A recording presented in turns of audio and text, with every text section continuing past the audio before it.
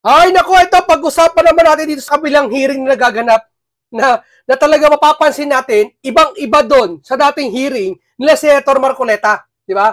Ito kasing hearing na to, patungo doon sa kwento na o doon sa investigasyon ng mga Duterte. Katulad na nito ni anak ni Marcoleta, hindi pinagsasalita doon. Nagreklamo na nga yung kasamahan niya na si Suntay, si Congressman Suntay, at anak ni Senator Marcoleta ay hindi sila nakapagsasalita. Kanina pa daw silang alas 10 ng umaga ay hapon na, hindi pa sila nakapagsasalita. Siguro, takot kasi magtanong to alam niyo naman, pa nagsalita si Kong Dante Marcoleta. Kong Henry Marcoleta. No? Para din ang kanyang tatay. Direct to the point. No? Ito, painggan niyo po. At saka, nga pala, no?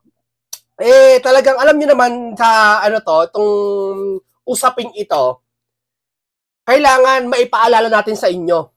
Kasi baka kasi yung iba nakakalimot na akala nila itong investigasyon na to, kaya nag-iimbestiga, para doon kay Itbulaga sa gusto nilang layunin at papunta dito sa mga Duterte. Paalala lang ang investigasyon ito, hindi para doon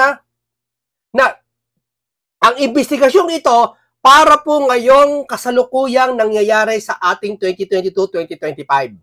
Kaya wag po tayo maliligaw. Kasi yung mga yan, mga bulaang propeta yung mga yan, inililigaw kayo sa tunay na issue. Di ba? Kasi itong si Itbulaga, nagpapakaaso po talaga kay Romualdez. No? Kaya, ano masasabi nyo po talaga? I-comment nyo muna sa baba na masasabi nyo na dapat ba talaga si Senator Rodante Marcoleta ibalik sa pagiging Blue Ribbon para talaga maimbestigahan itong si Tambonjing at si Dracula? Diba? Kasi itong pinalitan ng mga to, ayaw man lang, mismo man lang, ni banggitin man lang yung dalawang Bonjing at si Dracula. Yung pa kayang ipatawag? I-comment sa baba kung dapat ba si Senator Rodante Marcoleta ulit ang maging Blue Ribbon? Ito, pakinggan natin ngayon. Itong dalawa nagreklamo doon sa kamera, hindi sila pinagsasalita. At tatalakayin din natin dito yung tungkol kay Diskaya. Nag-init po ang ulo ng mga kongresista dahil po hindi makapagbigay si Diskaya o makapagturo ng mga opisyal Duterte doon sa kamera. Usapang Duterte to hindi naman to investigasyon ng mga ng flood control pag pumunta sa camera, usapang Duterte. Pagpunta mo sa Senate, ayaw ipatawag si Tamba, yun ang ulit, doon pupunta usapang Duterte ulit. Di ba? Kaya dapat Marcoleta ay may balik Ito, painggan nyo. Pero nagbibilang ako, nakalimang majority na, yung wala pang tinatawag sa minority, kawawa naman po kami ditong apat. Baka, isn't it our procedure is after the minority, a member of the majority will be called and then a minority again. Yes, you are correct, Congressman Suntay, but you are not in the list. You want to ask Kanina po ako nagpalista. 3 beses na nga po ako dinaanan dito Kaya tanong ako ng tanong, pangilan ako, din sasabihin sa akin, hindi ko malaman kung pangilan ka, sir, kasi naki-chairman yung listahan. Ma'am, pakisabi nga, 2 beses mo na ako dinaanan dito, sir. Ito, di ba, ikaw rin, tinanong ko pangilan ako. The list, baka hindi rin po kanina pa po ako alas 10 dito. Marcoleta lang. Inaagnas na po ako dito. Okay, para malinaw, marami. Also, if I may interject from the line of questioning of... alas 10 pa pala siya doon. Hindi siya pinagsasalita. Bakit? Diba? Kasi yung kwentuhan na yan, patungo doon sa mga Duterte. Pero yung tanong kasi ni Kong Marcoleta Henry, patungo doon sa investigasyon talaga. Pati yung iba. Nakikita niyo yung diferensya? Yan ang sinasabi ko sa inyo. Kung si Dante Marcoleta tinanggal sa pagiging Blue Ribbon ng mga nagpapakaaso kay Romualdez, eto naman, kay Henry Marcoleta, doon naman siya ginigipit. Kabi-kabila. Hindi na paghahalataan kayo na talagang ayaw nyo lumabas yung katotohanan na itong administrasyong ito ay maraming korap. Oo! Bagaman sige, sabihin natin kurakot din ang Duterte. Ano naman? Kung kurakot yun, di makulong, imbestigahan, wala ka na magagawa, wala magagawa Kailangan pa ba, balikan natin yon, panagutin si Duterte, nasa dahig na nga. Nakuha niyo yung point ko? I mean, kaya ano naman, anong ibig mong sabihin? Doon pa rin tayo? Eto na muna, kasalukuyan. Panoorin nyo. Panoorin nyo. Nagsasalita si Diskaya. At tignan nyo kung paano siya gisahin at uminit ang ulo ng mga kongresista nung, Are you saying na yung pagbibigay mo ng pera sa DPWH at sa mga lawmakers happened only during the current administration and did not happen during the previous administration? Wala pong ganun pong nangihingi sa amin, pa po. Wala po, pero nilalabanan po namin sa tunay na bidding po, nagpapadyaryo po kami. It shows that you are the top 1 contractor from July 2016 to December 2017. Talagang Duterte! Duterte pa rin! Your Honor, nirespeto ko po yung report po na ni PCIJ po. Alam ko po nanggaling po sa PCIJ yan. Pero hindi po yan po ang nakadeclare sa amin pong financial statement po. At saka yung mga nag-ongoing. At karamihan nga po dyan is mga na-terminate po na project. Sinama lang po nila sa listahan pero ang dami po dyan mga na-mutual terminate po na project. But under the previous administration, walang nanghihingi.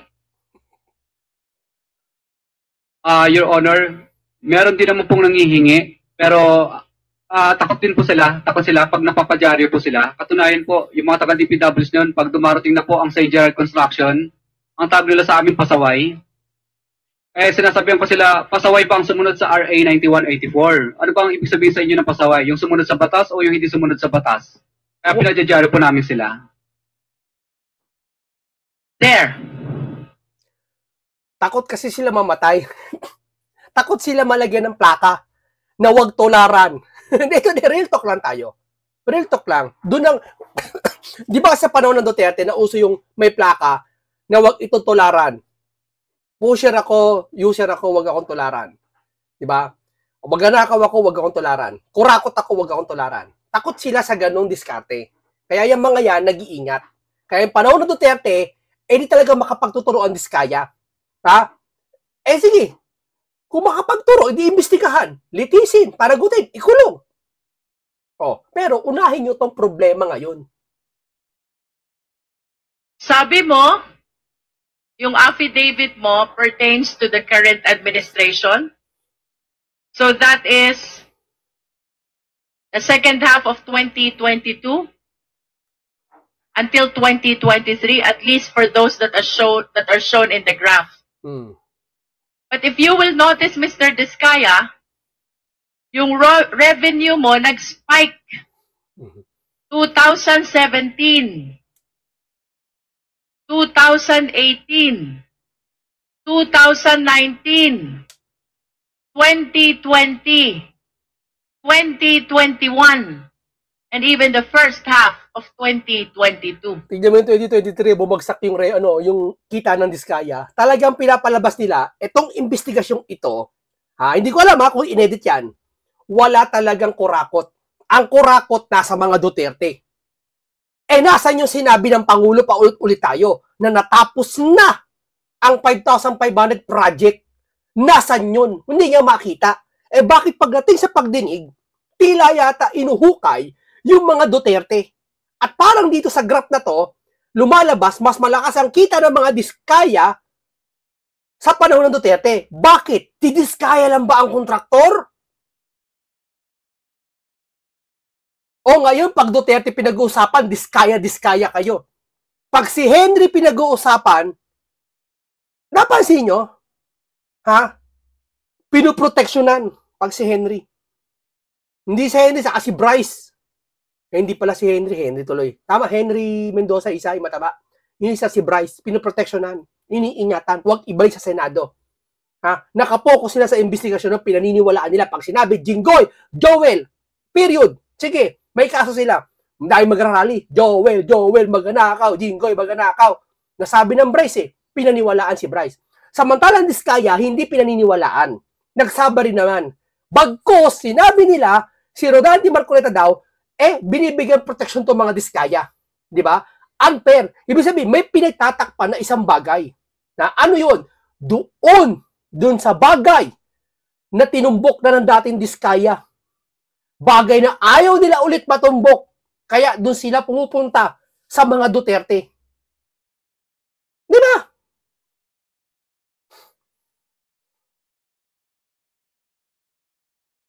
This only shows, Mr. Diskaya, that the revenue that you are generating during the former administration, 2016 to 2022, is bigger than the revenue that you are generating under the current administration. How can you explain this? Hindi naman palaki yung usapan yan eh. Mas malaki ikaya niya mga Duterte, mga budget ng Diskaya kaysa sa BBM. Ang pinag-uusapan dyan yung kurakot. Nasaan? Your Honor, wala naman pong nanghihingi sa amin. Kaya mapapansin niyo po, ang nakalista lang po dito ay during ano lang po. During, ito lang po, sa 2022 lang po. Dahil ang naging topic lang naman po dito is about sa unprogrammed flood control projects po. Kaya related lang po ito sa mga unprogrammed na po na related projects lang po. Yun! Yung affidavit niya para sa usaping itong 2022 lang. Eh di gumawa kayo ulit ng pa-affidavit nyo sa panahon ng Duterte. Eh itong gusto ni kasi nitong ni Itbulaga, yung nag-aral sa school bukol, nagtapos sa school bukol, ang gusto niya, yung bakit daw hindi sinama yung mga Duterte sa affidavit ng Diskaya? Ba't naman ipapasama yan? Eh ngayon ang pinag-uusapan. Eh di mag-request ka kay Diskaya na isama ulit yun, gumawa ng panibagong affidavit. Di ba? Ang pinag-uusapan kasi ng Diskaya, alam nila, itong 2022, 2025. Di ba? Ang ano ito talaga palibasa, tapos ka sa skill bukol eh, no? Can you repeat your answer, Mr. Diskaya? During the previous administration? Your Honor, wala naman pong ganyan po nung past 3 administration po. Bali, ano lang po, bali, ito po kasing unprogram lang naman po ang napag-usapan po na kung bakit ito po ang 2022 po ang ating sinama po dito. Are you saying na yung pagbibigay mo ng pera sa DPWH at sa mga lawmakers happened only during the current administration and did not happen during the previous administration? Wala pong ganun pong nangihingi sa amin, di pa po. Wala po, pero nilalabanan po namin sa tunay na bidding po. Nagpapadyaryo po kami. Of course, you know how hard it is to participate in the bidding, Mr. Diskaya. And it is impossible, improbable, if not impossible, that the reason why you generated bigger revenue from 2016 to 2022 is because what you experienced under the current administration did not happen during the previous administration, Mr. Diskaya. Wala pong, may nangihingi rin po sa amin, pero ang totoo po niyan, pinadyadyaryo po namin, kaya wala, ano po, madalas po akong magpadyaryo, meron po akong mga, ano po, pinadyadyaryo ko po yung mga taga-DPWs kadalasan. Can we show the next slide, please? As a matter of fact, Mr. Diskaya, during the previous administration, 2016 to 2022. Alam mo, pag hindi mo nasundan yung umpisa nito, yung mga ngayon lang nanood ng investigasyon na to, ang iisipin ng isang nanonood nito ang investigasyon kay Duterte. Hindi sa kasalukuyan eh. Imbestigahan nyo yung kasalukuyan, ma'am. Hindi yung nakaraan. Kasi sa nakaraan, ma'am, maaaring nagastos na nila, yung iba napalitan na ng administrasyon, nagpapalit-palit na, iba baka nasa ibang bansa na, iba namatay na. Hindi naman natin hindi sinabi wag imbestigahan. Imbestigahan nyo yung ngayon. Kasi humihingi yung taong bayan ng resibo. Ano, yung mga DDS nang hihingi ng resibo? Hindi kailangan ng mga DDS ng resibo. Dahil alam nila talaga may resibo ang kanilang ginawa. Ang hinihingi lang nila, hindi lang DDS, maging ang taong bayan sa sangtauhan, nasaan napunta itong 2022 na 2025 flood control na project at asa yung mga ghost project, sino dapat managot? Eh, di ba yun sinabi ng Pangulo? Where's the second slide?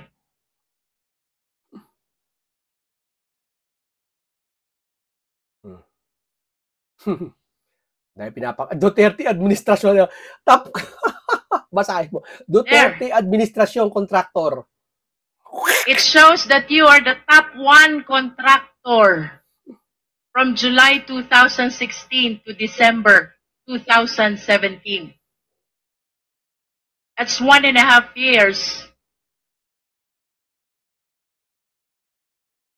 The total value of awarded contracts is 12 billion. Please explain to me. Your Honor, nirespeto ko po yung report po na ni PCIJ po. Alam ko po nanggaling po sa PCIJ yan. Pero hindi po yan po ang nakadeclare sa amin pong financial statement po. At saka yung mga nag-ongoing. At karamihan nga po dyan is mga na-terminate po na project. Sinama lang po nila sa listahan pero ang dami po dyan mga na-mutual terminate po na project.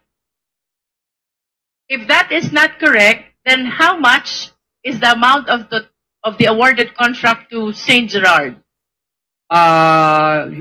Hindi po ako sigurado pero titingnan ko po, bigyan niyo po ng time para sa data po niya. Harap-harapan tayo niloloko ng mga to, no? Duterte talaga iniimbestiga, no? Ang iisipin ng mga yan, wala namang magagawa yung taong bayan kahit Duterte imbestiga natin eh. Nakaupo na tayo eh. Kaya alam nyo na mga kababayan kung sino iboboto nyo sa susunod, ha? Alam nyo na. Hindi naman dahil sa galit sila sa Duterte, palpakin Duterte. Nga lang, inihingian. Ako wala akong pakialam kahit imbestigahan nyo ang Duterte. Gusto nyo pagkatapos na investigasyon to, isunod yung mga Duterte, pabor ako eh. Para mapanagot talaga yung mga dapat panagot dyan eh, sa flood control eh. Ang sa amin lang, gusto namin unahin itong 2022-2025 dahil pag natapos yung taon na ito, may panibagong presidente na naman, hindi na ito maasikaso. Kung halimbawa, sabi nyo Duterte ang may kasalanan, eh kung maupo halimbawa na si Sara, sa tingin nyo, mapapansin na ba ano to? At hindi man si Sara nanalo ba? Nanalo si Risa, nanalo si Nuno. At tingin nyo, common sense na lang. At least can you give us an estimate? Is that 10B or 8B? Parang naglalaro lang po yun sa wala pang 3 billion po. Kasi ang dami pong na-mutual terminate ng mga project. Mutually terminated contract. What do you mean by mutually terminated contract? Marami pong, minsan yung iba po, may mga right-of-way problem kadalasan. Mr. Diskaya, how can you explain to me that under the current administration, may nanghihingi? Otherwise, hindi ka patutuloyin sa kontrata. But under the previous administration, walang nanghihingi. Your Honor, meron din naman pong nanghihingi, pero takot sila pag napapadyaryo po sila. Katunayan po, yung mga taga-DPWs noon, pag dumarating na po ang St. Gerard Construction, ang tawag nila sa amin pasaway. Ma'am, di ka ba nakakintindi? Takot sa panahon ng Duterte yan. Kasi ngayon, administrasyon niya, walang takot. Harap-harapan pang pinagluloko yung tao. Di ba? Hindi takot yan. Takot humarap. Oo. Si Bonjing takot humarap. Tatawagin lang, hindi matawag-tawag. Ang higit sa talaga, takot, yung nagtapos sa school bukol. Takot banggain si Bonjing. Sinasabihan ko sila, pasaway ba ang sumunod sa RA 9184? Ano bang ibig sabihin sa inyo ng pasaway? Yung sumunod sa batas o yung hindi sumunod sa batas? Kaya pinadyaryo po namin sila. May we request for a physical copies of those tabloids na sinasabi po niyang siya po ay nagpadyaryo ng mga DPWH officials, lalo na po yung mga Bids and Awards committees, para po malaman natin kung totoong nagsasabi po ng totoo ang ating resource person. Patas naman. Hinihingi yung dyaryo sa panahon ng mga Duterte, nagpapadyaryo siya. Patas naman ng mga Marcoleta. Ano yung sinasabi nila pag Marcoleta hindi patas, bias? Baka kayo lang yun. Inuunahan nyo na yung mga tao na para mindset sa kanila na bias pag Marcoleta. Duterte kagad. Yes, Mr. Diskaya is ordered to submit copies of the publication of names in the dailies. Yes po, Your Honor. And you honestly believe that that is the sole reason kung bakit yung na-experience mong panghihingi ngayon, ayon sa iyong salaysay, ay hindi mo na-experience noon. Yes po, Your Honor. Kasi That is the only reason? takot po sila pag nilalagay na po yung kanilang hatian doon sa dyaryo sa open letter. Hindi alam niya yung diary na yan kung symbolical o ano, meaningful eh. Pag hindi ko alam yung diary na yan kung yan ba publisher na diary na ilagay o ano bang klaseng diary yan. Kasi ano naman sa panahon ng Duterte.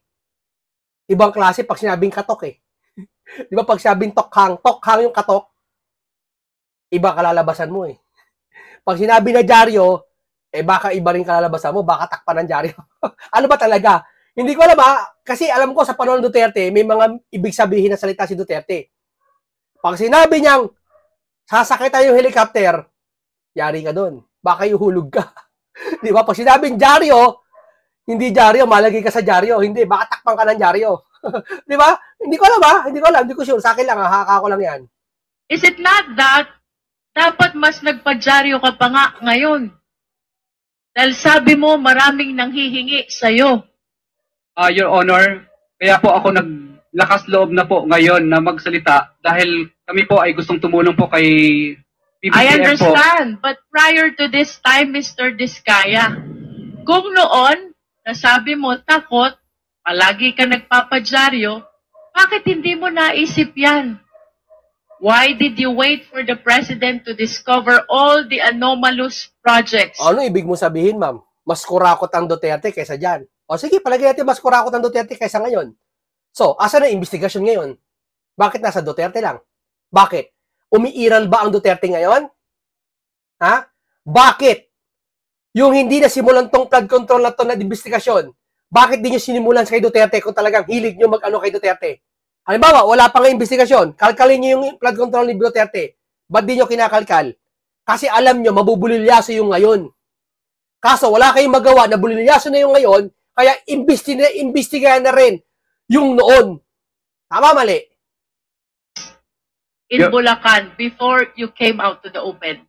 Your Honor, ilang beses po ako nagpadyaryo at nagsusumbong pa po ako kay Secretary Bonoan. Pero mapapansin niyo po sa open letter ko doon na parang hindi po pinapansin ni Secretary Bonoan yung dyaryo ko kasi tabloid lang ang dating. O, tamo. Hindi pinapansin. No? So, alam mo, tapos hindi paniniwalaan to.